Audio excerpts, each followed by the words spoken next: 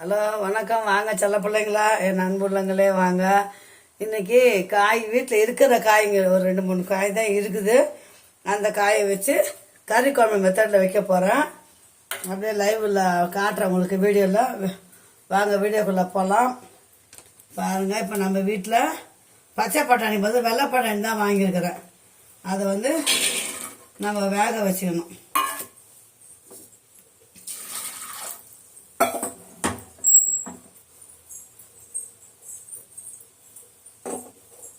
அடுப்பை பற்ற வச்சிடலாம்.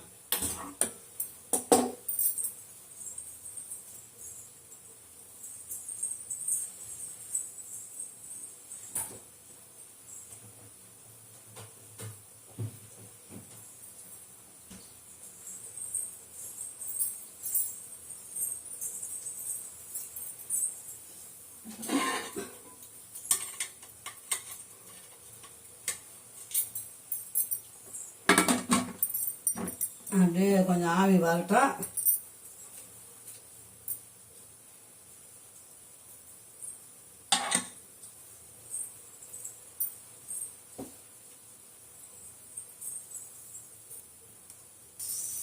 இப்போ ஒரு ஸ்பூன் கசகசா, ஒரு ஸ்பூன் சோம்பு போட்டிருக்கிறேன்.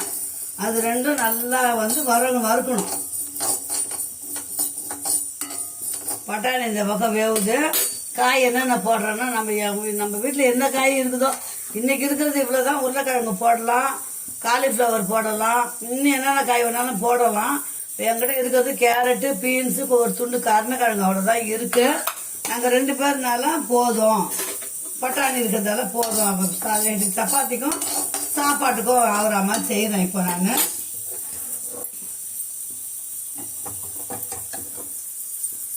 இப்போ பாருங்கள், இது நல்லா வறுபட்டுச்சு. இதை இதில் கொட்டிக்கலாம்.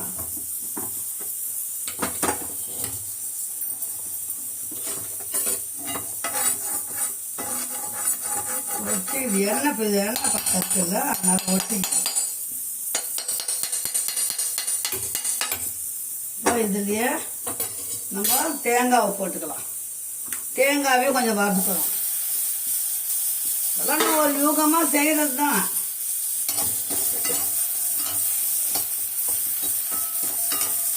இது நல்லா கொஞ்சம் வறுபடட்டும். அதுக்குள்ளே கசகசா சோம்பு கொஞ்சம் ஓட்டலாம் மிக்சியில் வச்சு.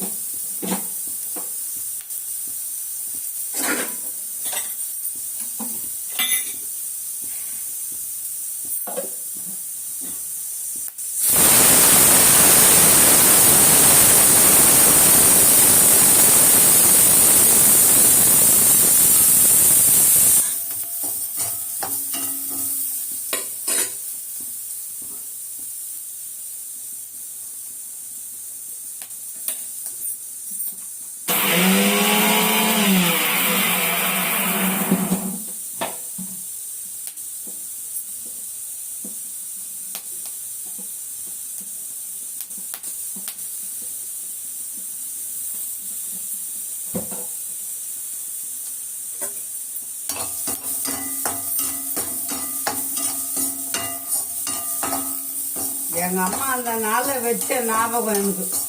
அதனால இந்த குழம்பு ரொம்ப டேஸ்ட்டாக இருக்கும். வறுத்து அம்மியில் அரைப்போம். அப்போல்லாம் கையில் உட்காந்து அரைச்சோம்னா அவ்வளோ தேங்காய் சாந்து அரைச்சி குழம்பு வைப்போம்.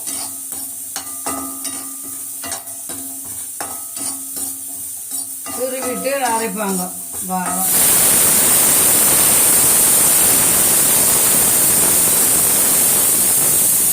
வந்துட்டு ஆஃப் பண்ணிடலாம்.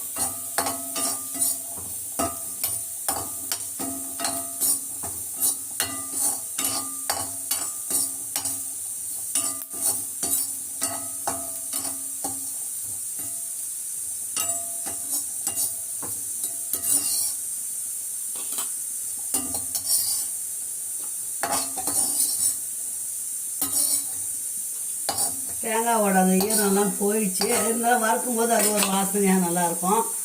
இப்போ பெரியவங்க சின்னவங்க சேர்ந்த மாதிரி தான் இருக்குது. அது வரைக்கும் அரைச்சி வதக்கி எடுத்துக்கிறேன். பச்சை மிளகாய் 2 போட்டுக்கிறேன்.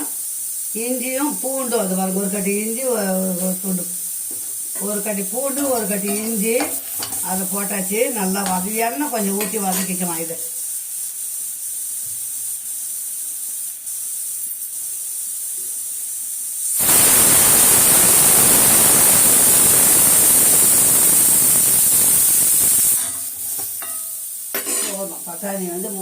விசில் வந்துச்சு.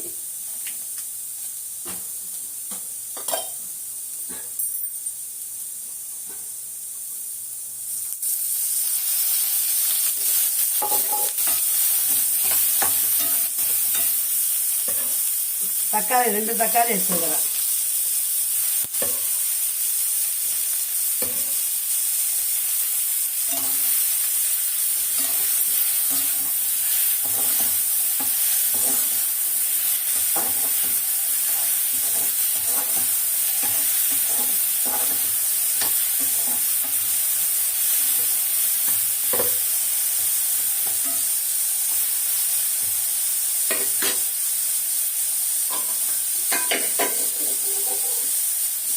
பெரிய கடாயாகவே போட்டுக்கலாம். இது வதங்கிச்சு. இப்போ பெரிய கடாயை போட்டுக்கலாம். நல்லா காயிட்டோம். ஆற விட்டு தான் அரைக்கணும் பிள்ளைங்களா. அதை தேங்காவை போட்டு அரைச்சிடலாம்.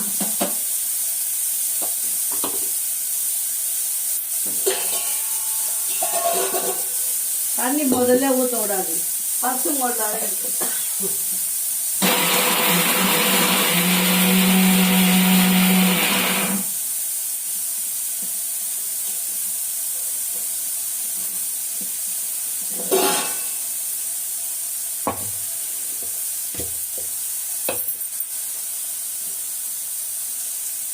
பல்சு மோடில் அரைச்சிட்டு அதுக்கப்புறம் வதக்கணும் பார்த்தீங்களா, அதெல்லாம் போட்டு அரைச்சிட்டு வந்துடுறேன். மசாலாலாம் போய் ஒரு 4-5 முந்திரி வந்து தண்ணியில் ஊற வச்சுக்கிறேன் பிள்ளைங்களா. அதை வந்து இந்த தேங்காய் கூட போட்டு இது பாருங்க அரைச்சிட்டு வந்துடுறேன் போய்.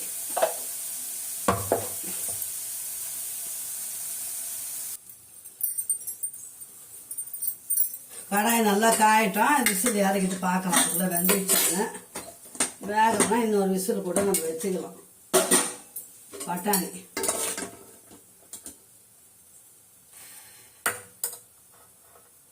போதும். 3/4 வேக்காடு வெந்துருச்சு. இது நம்ம தாளித்து வதக்குறோம் இல்லை பிள்ளைங்களா, அதுலேயே கொஞ்சம் இதுவாகிடும். இப்போ எண்ணெய் தேவையான எண்ணெய் ஊற்றிக்கலாம்.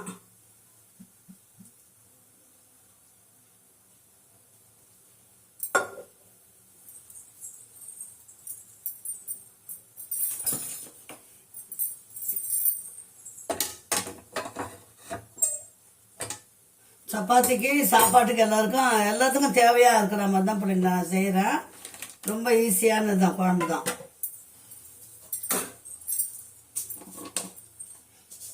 ரெண்டு சோம்பு போட்டுக்கலாம்.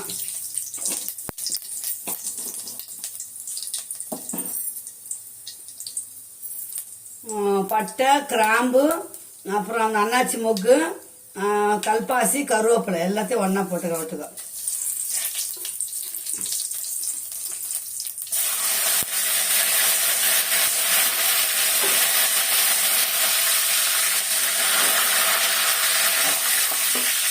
அவ்வளோதான். இப்போ நம்ம வந்து காயை போட்டுப்போம். ஒரு காயாக போட்டு வதக்கிக்கினே வரப்போம். கேரட் போட்டாச்சு ஃபஸ்ட்டு.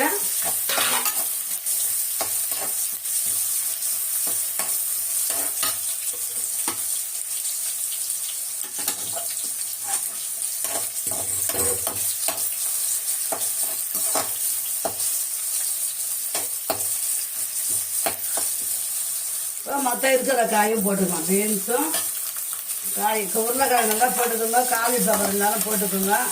நான் ஒரு துண்டு கருணக்கிழங்கு இருந்தது, அதை எடுத்து வச்சுருந்தேன், அதை போட்டேன். காய் எவ்வளோ போடுறோமோ அவ்வளவும் நல்லாயிருக்கும். வெறும் பட்டாணி போட்டு வைக்கலாம். சப்பாத்திக்கு சாப்பாட்டுக்கு சாப்பிடலாம்.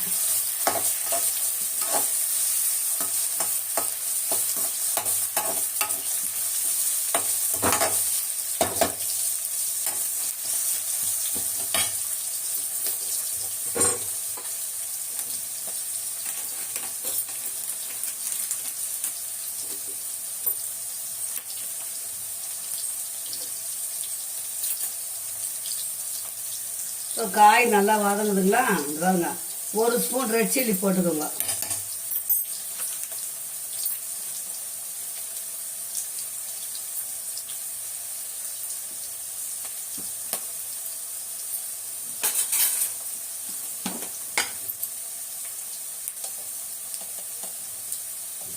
ஒரு 1/2 ஸ்பூன் மஞ்சள் பொடி.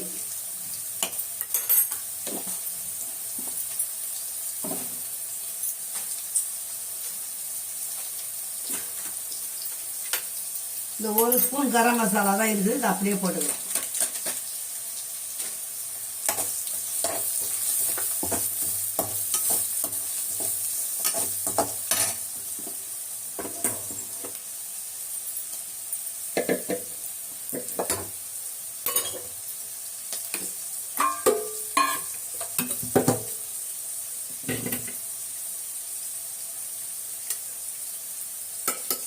இப்போ நம்ம வேக வச்ச பட்டாணியை கொட்டிக்கலாம்.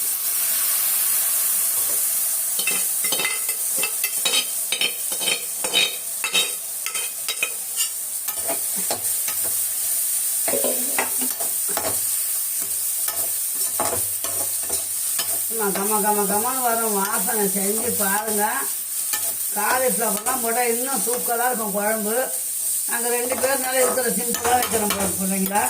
இப்போ இதில் வந்து தேங்காய், சோம்பு, கசகசா, இஞ்சி, பூண்டு அது மட்டும் அரைச்சிருக்கிறேன். முந்திரி பருப்பு ஒரு 4 ஊற வச்சேன் இல்லைங்களா, அதை போட்டு அரைச்சிக்கிறேன். அது மட்டும் ஊற்றிருக்கிறேன். தக்காளி வெங்காயம் அரைக்கணும். இதுக்குள்ளே இந்த மசாலா அப்படியே வதங்கட்டும்.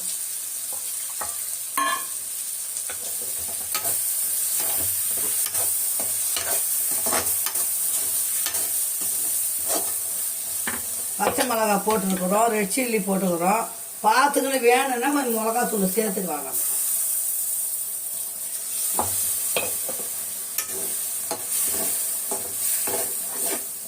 இப்போ நம்ம தக்காளி வெங்காயம் வதக்கி வச்சோம் பார்த்தீங்களா, அதை போய் அரைச்சி வந்துடலாம்.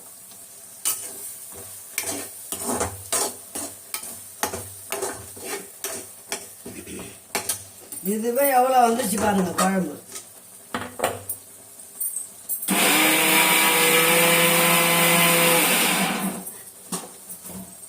நம்ம சாம்பார் வெங்காயம், சின்ன வெங்காயம் போட்டோம்னா குழம்பு இன்னும் டேஸ்ட்டாக இருக்கும்.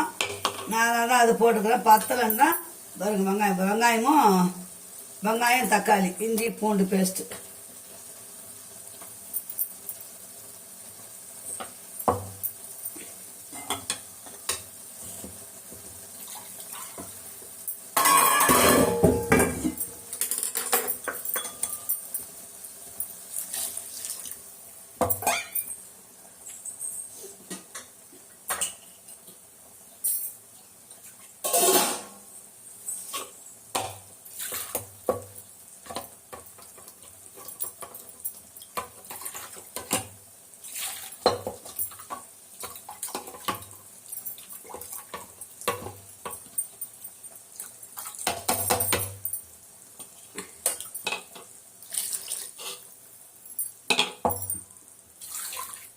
நம்ம வந்து முந்திரி பருப்பு போட்டுக்கிறதால குழம்பு வந்து கொஞ்சம் திக்கு கொடுக்கும்.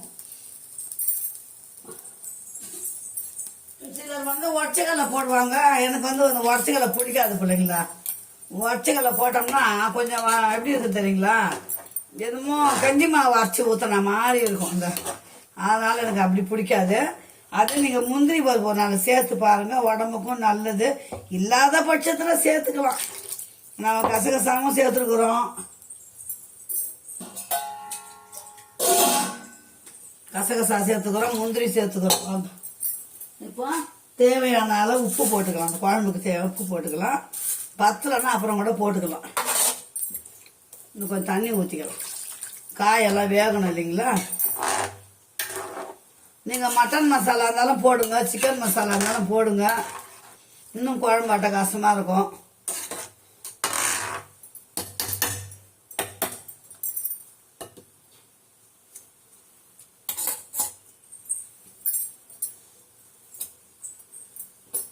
கொஞ்சம் காரம் கம்மி.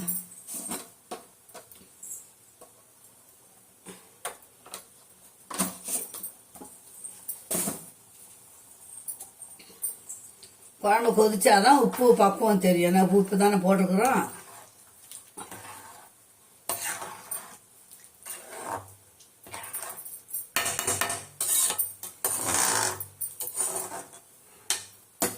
சூப்பரான வெஜிடேபிள் கறி குருமா மாதிரி மாடல் சூப்பராக இருக்கும். செய்து பாருங்க. இது வச்சுட்டு ரசம் வச்சுட்டு சாதம் வச்சிட்டோம்னா வேலை முடிஞ்சது. சூப்பராகவும் இருக்கும். குழம்பு நல்லா கொதிக்கிட்டோம் பிள்ளைங்களா. குழம்பு கொதிக்குது, கொத்தமல்லி கொஞ்சம் போட்டுக்கலாம். இன்னும் நல்லா குழம்பு கொதிக்கணும்.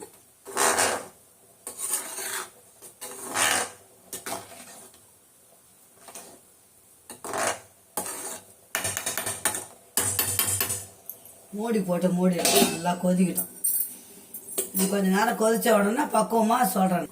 குழம்பு நல்லா கொதிக்குது, அதுக்கு நம்ம ரசம் ரெடி பண்ணிக்கலாம். இந்த பாருங்க, 1 ஸ்பூன் மிளகு, 1.5 ஸ்பூன் சீரகம் போட்டு வெறும் நைஸாக பவுடர் பண்ணி வந்துடலாம். இடிகல்லில் இடிக்கலாம். இடிகல் எனக்கு கை முடியல கண்ணு, அதனால நான் மிக்சியில் பவுடர் பண்ணிக்க போகிறேன்.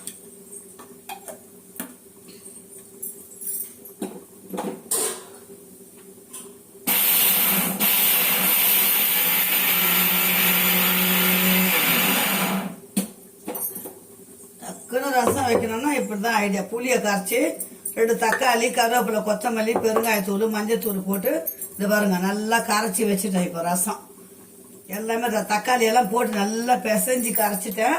இப்போ டக்குன்னு ரசம் தாளிக்கு போகிறோம். குழம்பு இறக்கிட்டு ரசம் தாளிச்சோம்னா வேலை முடிஞ்சது.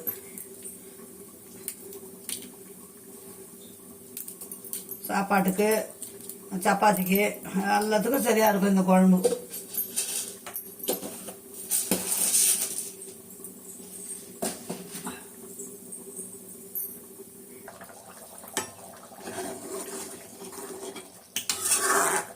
இன்னைக்கு நுரைச்செல்லாம் கொதிக்கல, நல்லா தான் கொதிக்குது குழம்பு. உப்பு காரம் பார்த்துக்கலாம்.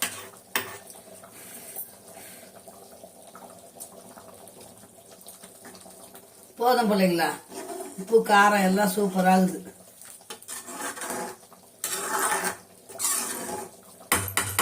கொத்தமல்லியெல்லாம் போட்டாச்சு. இப்போ நம்ம ரசம் தாளிக்கு போனோம், அவ்வளோதான்.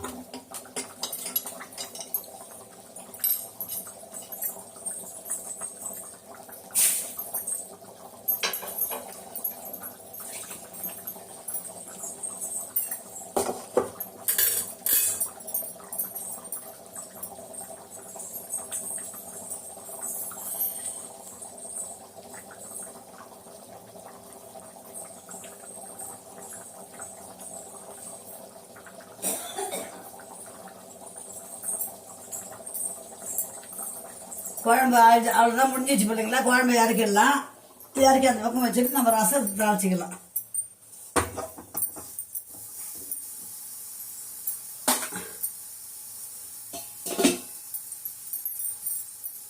வெஜிடேபிள் கறி குருமா பேர் நம்மளே வச்சுக்க வேண்டியதுதான். அவ்வளோதான் முடிஞ்சுது. இப்போ ரசம் தாளிச்சிட்டோம்னா சூடாக சப்பாத்தி சாப்பிட்டுக்கலாம். சாதம் வேணும், சாதம் வச்சு சாப்பிட்டுக்கலாம்.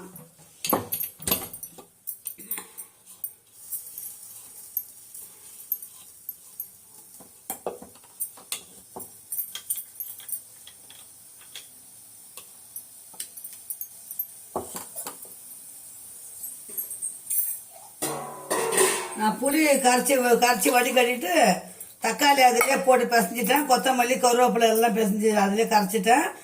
மஞ்சத்தூள், பெருங்காயம், உப்பு, அப்புறம் கொத்தமல்லி, கருவேப்பிலை எல்லாம் அதிலே போட்டாச்சு. அப்போ தான் நமக்கு வேலை குயிக்காக ஆகும் இல்லை கண்ணுங்களா.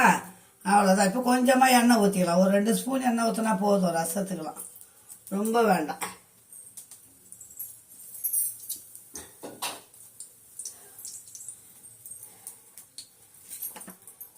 கட்டி பெருங்காயம் போடுற பழக்கம் இருந்ததுன்னா இதில் எண்ணெயில் போடுங்க. நான் தூள் பெருங்காயம் தொட்டு புளி தண்ணியிலே போட்டேன். கடுகை போட்டுடலாம். கடுகு நல்லா பொரியட்டும்.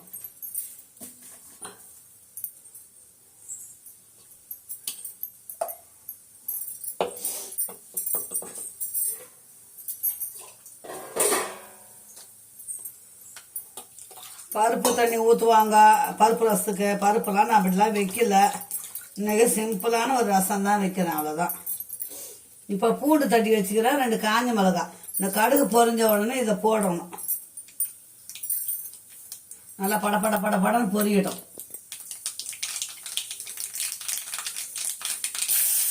காஞ்ச மிளகாய், பூண்டு போட்டாச்சு.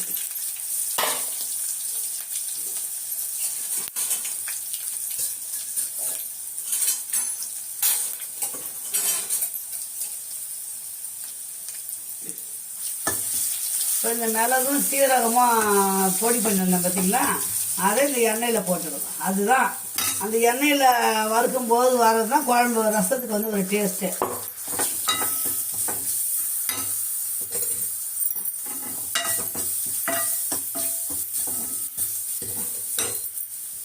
அவ்வளோதான், சிம்பிளாக ரசம் வச்சாச்சு.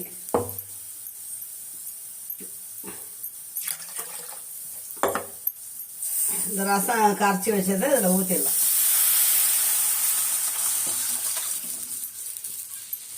பருப்பு தண்ணிலாம் ஊற்றி வச்சேன்னு வச்சுங்க, 2 நாளுக்கு விட இருக்காது. இன்னைக்கு சாப்பிட்றவங்களுக்கு மட்டும்தான் நல்லா இருக்கும். பருப்பு போட்டு வச்சோம்னா, இது போல் ரசம் வச்சோம்னா நாங்கள் 3 நாளுக்கு வச்சுப்போம். 3 நாள் கூட கெடாது.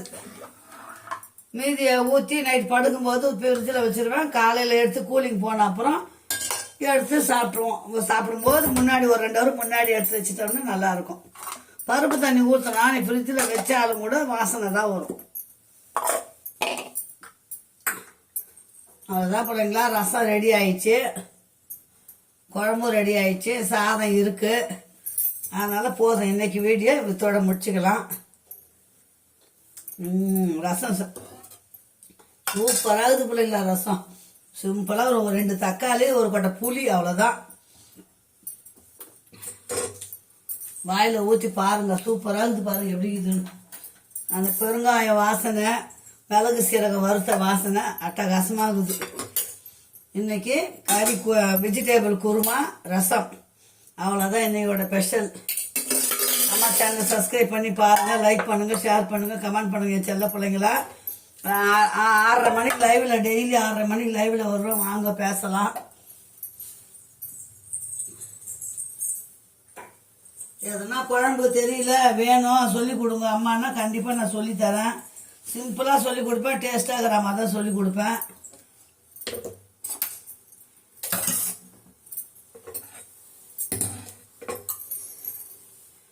அவ்வளோதான், அம்மா வேலை முடிஞ்சுது. ஓகே, பாய் சாலங்களா. இந்த வீடியோ இதோட முடிச்சுக்கலாம். நான் மீண்டும் அடுத்த வீடியோ சந்திக்கலாம். ரசம் கொதி வரும்போது ஒரு 1/2 டம்ளர் தண்ணியை ஊற்றி மூடிடுங்க. வேற பாத்திரத்துக்கு கூட மாற்றிக்குங்க. நான் வந்து வேற பாத்திரத்துக்கு மாற்றிடுவேன்.